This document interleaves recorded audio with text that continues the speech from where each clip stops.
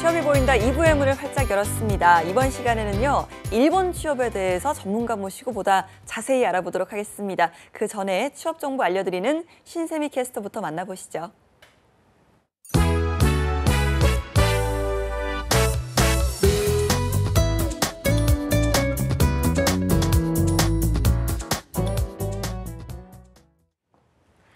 네, 취업 정보 알려드리면 신샘입니다. 오늘의 공기업 및 공공기관 채용 소식입니다. 먼저 한국서부발전에서는 일반직 분야에서 체험형 인턴 사원을 모집하고 있습니다. 학력과 연령에 제한 없이 지원이 가능하며 충남 지역 소재의 대학교 재학생이나 졸업자를 우대하고 있습니다. 모집 기간은 6월 18일 오후 1시까지입니다. 다음으로 국립생태원에서는 온실식물부의 관리 업무를 담당할 청년 인턴 사원을 모집하고 있습니다. 업무와 관련된 분야를 전공했거나 자격증을 보유한 분들이 지원 가능하며 모집 기간은 6월 11일 자정까지입니다. 그리고 한국기초과학지원연구원에서는 서울센터 인턴 직원을 모집하고 있는데요. 학사 또는 석사학위 이상 소지자로 물리나 화학 관련 분야의 전공자분들이 지원 가능합니다. 모집 기간은 6월 15일 오후 6시까지입니다. 마지막으로 인천항 신용협동에서는 신규 직원을 모집하고 있는데요. 초대졸 이상의 학력 보유자분들이 지원 가능하며 ITQ 한글 파워포인트나 엑셀워드 자격증을 보유한 분들을 우대하고 있습니다. 모집 기간은 6월 15일 오후 5시까지입니다. 이상으로 취업 정보 알려드림의 신샘이었습니다.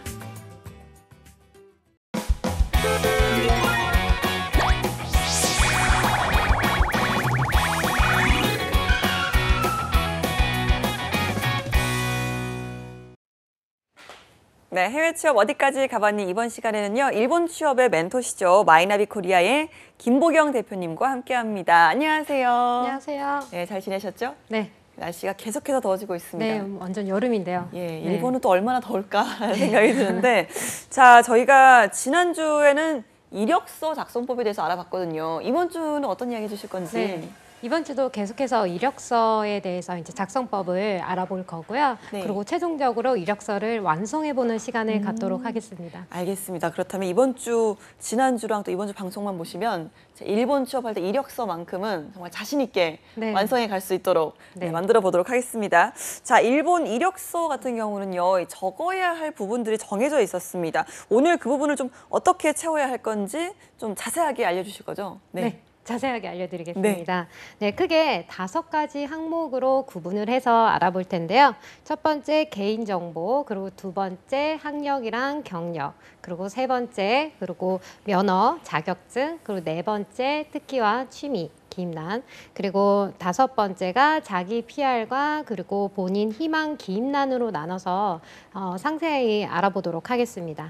네, 알겠습니다. 자, 개인정보가 이제 먼저 말씀해 주셨으니까 뭐 주소나 전화번호 이런 걸 말하는 걸까요? 네, 맞습니다. 네. 지금 이력서를 이제 한번 보면요. 본인의 이제 성함과 주소를 이제 기입을 하셔야 되는데, 지난주에 저희가 한자 읽는 법에 대해서 배웠었어요. 네. 한자 읽는 법인 그 후리가나를 이제 히라가나로 표기되어 있으면 히라가나로 표기를 해야 되는데요.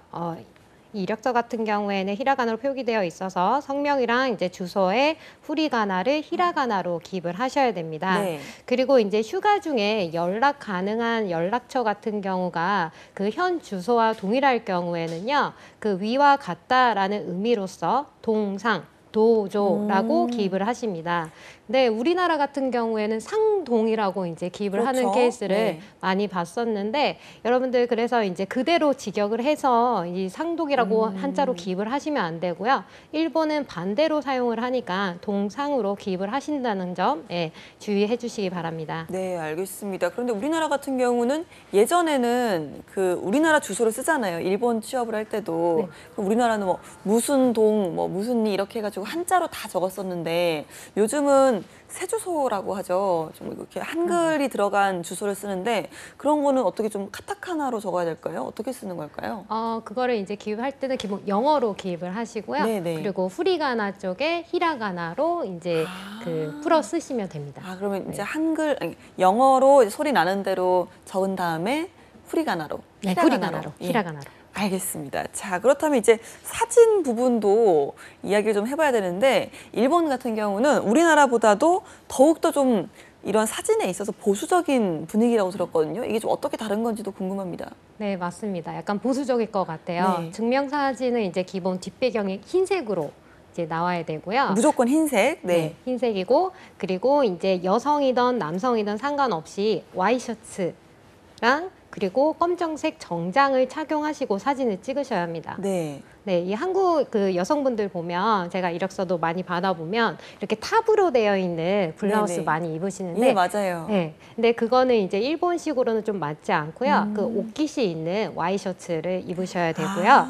그리고 이제 사진 같은 경우에는 여러분들이 그 수기로 기입을 해서 이력서를 제출하는 경우에는 사진을 따로 이제 부착을 하셔야 되잖아요. 그때 이제 부착을 하실 때 뒤에다가 본인의 이름과 그리고 대학교 명을 기입을 하신 후에 부착을 해주셔야 합니다. 아, 꼭 그걸 적어야 되는 이유가 따로 있을까요? 네, 그 인사부 쪽에서 네. 이제 다양한 이제 그 이력서를 받아보잖아요. 네. 그때 이제 이력서가 이제 정리하다 보면은 그 부착되어 있는 게 떨어질 수 있어요. 네네. 그래서 떨어졌을 때 누군지를 판명할 수 있게 네. 이렇게 좀 정중히 기입을 해주는 거죠. 그러니까 하나의 매너라고 생각을 하시면 될 것 같아요. 아, 사실 우리나라 같은 경우는 이제 이력서를 우편으로 보내는 것보다는 거의 다 이메일로 보내기 네. 때문에 이런 부분에 있어서는 좀 많이 놓치기도 하거든요. 그렇죠. 예, 이런 걸 좀 꼭 기억을 해주셔야겠습니다. 자, 두 번째로 학력과 경력을 적어 넣는 부분 차례인데요. 자, 일자를 적을 때 지난번에 말씀하셨잖아요. 원호냐, 석이냐 이런 걸 좀 이렇게 선택해서 적으라고 하셨는데, 자, 학력과 경력도 좀 그런 부분에서 좀 많이 차용을 해야 될까요? 네, 그렇습니다. 그 저희 학력을 이제 적으실 때는요, 일본식 달력인 화력으로 쓰실 건지 아니면은 한국과 동일하게 서기로 쓰실 건지를 일단은 본인이 선택을 하신 후에 그 통일해서 기입을 하시면 됩니다. 네. 그래서 이제 이력서에 이제 실질적으로 써보실 때는요, 신입 응모시에는 이제 중학교 때부터 기입을 하시고 경력직 같은 경우는 고등학교 졸업부터 기입을 하시면 됩니다. 학교명은 이제 생략하지 마시고 정식 명칭을 기입을 하신 후에요. 그 학교에 대해서 본인이 입학을 했는지 뭐 졸업인지 아니면 그 졸업 예정인지를 이제 선택을 하셔서 기입을 하셔야 됩니다. 네. 또 우리 한국 그 청년들을 이제 만나보면 대학교 명을 쓸 때 대학교라고 이제 그 쓰는 분들이 많은데 일본에서는 대학교를 이라고만 얘기를 하거든요. 그래서 여러분들이 예를 들어 뭐 서울대학교를 이제 쓴다라고 할 경우에는 서울의 대학 이렇게까지만 써 주셔야 됩니다. 이거를 만약 서울이랑 대학교까지 이제 같이 써 버리면요. 일본어와 한국어가 이제 섞여버린 예. 이 뜻이 되기 때문에 이 점을 주의하셔야 될 거고요. 그리고 이제 학력을 다 기입하셨으면 그 경력 부분을 이제 쓰셔야 되는데 네. 한 줄 띄고 경력을 가운데에 이제 쓴 다음에 그다음에 왼쪽에다가 없음, 나시라고 기입을 한 후에 오른쪽 끝에 끝 마무리를 짓는 의미로써 이상, 이조라고 기입을 하셔야 됩니다. 아, 무조건 이제 끝났을 때는 이상을 써야 이제 마무리라는 의미가 된다는 거죠? 네, 맞습니다. 만약에 쓰지 않거나 하면 아까 뭐 상동, 동상처럼 좀 신뢰가 될 수 있을까요? 네, 틀린 건 아닌데요. 네. 그래도 예의가 좀 그러니까 매너에 맞지 않는 그런 네. 표기법이 돼버립니다. 네, 알겠습니다. 자, 경력, 학력 적어 놓을 때 주의해야 될 부분이 있다고 들었습니다. 어떤 부분이죠?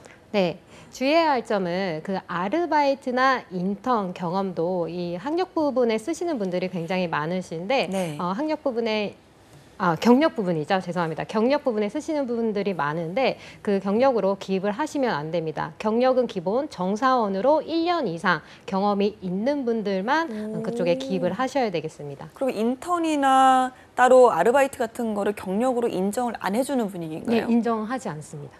네. 그렇다면 유학 경험 이런 건 좀 어떻게 할까요? 네, 유학 경험도 1년 이상 그 유학한 경험을 적어야 되는데요. 네. 그 단순 유학이 아니고 현지 학교에서 학점을 이수한 유학 경험만이 여러분들 학력란에 기입을 하실 수 있습니다. 만약에 본인이 단기 어학 유학이나 아니면은 워킹홀리데이 이런 것들을 어필하고 싶다 하시는 분들은요. 자기 PR 기입란에 써주시면 되겠습니다. 보통 어학연수를 많이들 가시니까 그렇죠? 예, 어학연수나 워킹홀리데이는 경력이나 학력에 포함이 되지 않는다는 것, 네. 예, 좀 기억해 두셔야겠습니다. 생각보다 꽤 엄격하네요, 일본이. 네. 자, 이런 걸 잘 체크를 하셔야겠고요. 그 다음으로는 이제 말씀하셨죠. 면허와 자격, 이건 어떻게 기입을 해야 될까요? 네, 면허와 자격증 기입란에는 이제 3가지 포인트가 있는데요. 첫 번째는 취득일을 순서대로 기입을 하셔야 하고요. 그리고 두 번째가 정식 명칭을 기입하셔야 됩니다. 그리고 마지막으로 본인이 응모하는 기업의 하는 업무 내용과 관련 있는 자격증만 추려서 기입을 하셔야 되겠습니다. 네. 뭐 실제로 그 기입 예시를 보면서 얘기를 해보고 싶은데요. 항목에 면허 자격증이라고 되어 있으면 그 순서에 맞춰서 면허에 해당되는 내용을 먼저 적습니다. 네. 그래서 운전면허증 같은 경우에는 보통 자동차 제1종 운전면허라고 정식 명칭을 오. 기입을 하셔야 됩니다. 네. 이제 그 다음에 이제 자격증을 기입하실 경우에는요, 그 토익 700점 취득 이런 식으로 쓰시고, 그리고 마지막에는 이상 2조라고 기입을 하시고 마무리를 짓습니다. 네, 마지막에는 항상 이상이라고 기입을 하라는 거. 네. 자, 이번에는 특히나 취미를 적는 부분입니다. 이건 좀 어떻게 적어야 될지 막막하네요. 네, 특기랑 취미 같은 경우는요, 본인이 가지고 있는 특기와 취미 중에서 그 한 분야에 대해서 본인의 그 지구력과 실행력을 어필할 수 있는 내용을 쓰시면 좋을 것 같고요. 그리고 업무에도 활용할 수 있거나 아니면 면접 시에 면접관에게 화제거리로 제공해 줄 수 있는 그런 내용을 쓰시면 좋을 것 같습니다. 알겠습니다. 예를 든다면 좀 어떻게 적는 게 좋을까요? 네, 예를 들어보면요. 제가 종합직 일괄 채용, 영업직 같은 경우에 그 특기에는 골프 100 이렇게 쓰고 2달에 한 번 라운드에 나갑니다. 라든지 아니면 취미 같은 경우에는 국제 교류하고 가르치고 3년간 유학생들에게 한국어를 가르치고 있습니다. 라고 이제 어필을 하시는 거죠. 그래서 본인이 좋아하는 그런 취미나 특기를 단순히 기입을 하는 게 아니고 본인이 특기와 취미를 적음으로써 이 상대방에게 무엇을 느끼게 하고 싶은지에 대해서 고려를 하신 다음에 선택하셔서 기입하시는 것을 추천드립니다. 예, 최대한 좀 업무와 관련이 있거나 좀 나를 좀 어필할 수 있는 그런 취미나 특기를 적는 게 좀 유리할 것 같습니다. 자, 자기 PR 그리고 또 본인 희망 기입란 이거 뭘까요? 네. 일단은 자기 PR 먼저 얘기를 해볼 텐데요. 그 자기 PR 예시를 한번 보겠습니다. 私は最新のウェブ、IT 技術やツールに関する情報をいち早く把握することが得意です。 네, 한국어로 하면요. 저는 최신 웹 IT 기술과 툴에 관한 정보를 발빠르게 파악하는데 자신이 있습니다. 라고 본인의 어필 포인트를 결론을 기입을 했고요. 네. 그리고 두 번째 포인트로 교수に評価してもらい 50人のゼミナール生の中で最優秀評価をいただきました 라고 교수에게 평가를 받았다 라고 타인의 평가가 들어가 있습니다. 네. 그리고 마지막에는 행동에 대한 결과로서 최우수 평가를 받았다라는 내용까지 포함되어 있는데요. 여러분들이 뭔가의 에피소드를 쓰고 그 실행에 대한 결과가 긍정적인 결과일 때는요. 그 결과까지 쓰고 마무리를 지으시면 되는데 만약에 이게 부정적인 결과였다, 뭐 실패담이었다 하시면은 그 실패를 통해서 본인이 무엇을 배웠는지에 대해서 연결을 하셔서 마무리를 지으시면 될 것 같습니다. 그리고 세 번째 포인트로 가시면요. 最新のマーケティング手法への情報感度やあと課題追求が得意なところは記者での顧客の課題解決の仕事にも生かすことができます 라고 이제 기입을 했는데요. 본인의 능력이 입사 후에 어떤 식으로 활용이 되는지에 대해서 제시를 하면 되겠습니다. 네. 그리고 네 번째 포인트죠. OB 訪問でぜひ記者で働きたいと思いました. 그 OB 방문이라고 하면 실제로 그 근무를 하고 있는 실무자를 말을 하는데요. 그 실무자를 실질적으로 방문을 하면서까지 기업 연구를 굉장히 열심히 했다라는 것을 통해서 그 입사 의지와 열정을 전달하실 수 있겠습니다. 네. 그리고 마지막이죠. 入社後は常に勉強を重ね、顧客に寄り添って課題解決策を考え、提案力と解決力の高い営業を目指したいです。一つの職種にはこだわりませんが、自分の成長を通じて会社の成長につなげていきたいと思います。라고 입사 후에는 상시 공부하여 고객에게 한 발 먼저 다가가서 과제 해결책을 생각하고 그리고 제안 능력과 해결 능력이 높은 영업사원을 목표로 하고 싶습니다. 한 직종에만 얽매이지 않고 본인의 성장을 통해서 회사의 성장으로 연결할 수 있도록 노력하고 싶습니다. 라고 표현했는데요. 본인이 원하는 업무가 아니더라도요. 상시 배움의 자세를 가지고 성장하겠다는 의욕을 어필하시는 게 굉장히 좋을 것 같습니다. 예, 일단은 칸 전체가 자기 PR이고 네. 주로 좀 결론을 앞에 놓는 두괄식으로 쓴다는 게 좀 인상적이긴 하네요. 네, 맞습니다. 자, 결론을 좀 앞에 쓴다는 점 기억을 하시고요. 자, 이제 좀 희망 기임란에 대해서 이야기를 네. 해볼까요? 네. 본인 희망 기임란에는요. 기본적으로 그 기사 규정에 따릅니다. 라고 해서 기사 기대니 시다가이마스 라고 기입을 하시면 됩니다. 네. 일반적으로는 이제 여기에다가 급여나 근무지나 아니면은 뭐 근무 시간 등의 이런 근무 조건을 이제 기입을 하는데요. 네. 그 신입으로 이제 응모를 하실 경우에는 그 본인의 겸손한 자세를 어필하기 위해서 그냥 그 기사 규정에 따르겠습니다라고 적는 게 적절할 것 같습니다. 예, 뭐 굳이 신입한테는 크게 중요하지 않은 칸인 네. 것 같긴 하네요. 자, 알겠습니다. 오늘 저희가 이렇게 좀 이력서 완성하는 법까지 한번 2주째 알아봤고요. 자, 오늘도 코너 속의 코너 시간입니다. 살아있는 일본 생활의 정보, 오늘은 어떤 이야기를 좀 해주실 건가요? 네, 오늘은 일본 회사원들의 점심시간에 대해서 좀 오. 알아볼 텐데요. 네, 지금 또 시간이 또 한국도 점심시간이기 때문에 네. 좀 많이들 궁금해하실 것 같은데 일본의 점심시간 어떤 모습입니까? 네, 우리나라도 요즘에는 혼밥, 뭐 예. 혼술 이런 네. 것들이 유행을 하고 있잖아요. 그렇죠. 근데 그래도 아직까지는 점심시간이 되면 이렇게 다 같이 식사를 즐기는 네, 듯한, 맞아요. 그래도 분위기가. 대부분 335 다니시죠. 네, 꼭 마지막에 커피도 같이 드시고요. 그런 부분이 많은데 이제 일본 같은 경우에는 그 같이 식사를 하는 경우도 물론 있습니다만 그 혼자서 식사를 즐기는 분위기가 오. 정착되어 있습니다. 네. 그래서 저희가 뭐 식사를 하러 갔을 때도 혼자서 그 외롭지 않게 먹을 수 있게 정식 세트로 나온다든지 아니면은 뭐 덮밥 종류나 아니면 도시락 이런 것들이 발달되어 네. 있어서요. 혼자서 점심시간을 즐기는 분위기가 더 있는 듯한 느낌이고요. 점심시간에는 이제 한국에서는 그 아까 말씀드렸다시피 뭐 식사를 하고 커피를 마시면서 그 오전에 쌓인 노고를 푸는 부분이 있는 것 같은데 그 일본 같은 경우에는 점심에는 이제 휴식을 취하고 동료들과 뭔가의 커뮤니케이션을 한다든지 아니면은 그 뭐 노고를 풀 때는 약간 저녁 식사를 더 활용하는 듯한 느낌이 드는 것 같습니다. 그렇군요. 사실 뭐 저희가 일본 드라마나 이런 걸 통해서도 혼밥하는 장면들도 많이 보기도 하고 또 일본 식당 라멘집 같은 데 가도 그 1인 손님들에게 맞춰서 칸이 다 이게 분리되어 있는 것도 많더라고요. 네, 맞아요. 여기 네. 그 저희 수험 공부할 때 그 중간에 놓는 칸막이 같은 거 있죠? 네네네. 그런 독서실처럼. 것들이, 네, 네. 맞아요. 그런 것들이 있어서 부끄럽지 않게 혼자서 이렇게 식사를 할 수 있게 네. 되어 있어요. 점심은 주로 혼자 즐기고 네. 이 저녁은 이 그때 박수도 치면서 그 네, 맞, 그 맞죠? 입봉짐에 해야죠. 네. 네. 입봉짐에 하는 그 이런 걸 회식 하면서. 문화도 즐기는 걸로 네, 알겠습니다. 맞습니다. 자, 일본 같은 경우 상당히 좀 물가가 비싸잖아요. 그러다 보니까 좀 먹었을 때 내가 낼게 뭐 이렇게 좀 하는 분위기보다는 사실 좀 개개인이 좀 많이 계산하지 않을까 싶은데 어떻습니까? 네, 맞아요. 일본에서는 이제 와리깡이라고 해서 네. 개개인으로 이제 그 내죠. 선배와 이제 상사들과 이제 같이 먹더라도 가끔씩 이렇게 사주시는 분들은 계시는데 네. 기본은 와리깡으로. 와리깡, 네, 예. 네.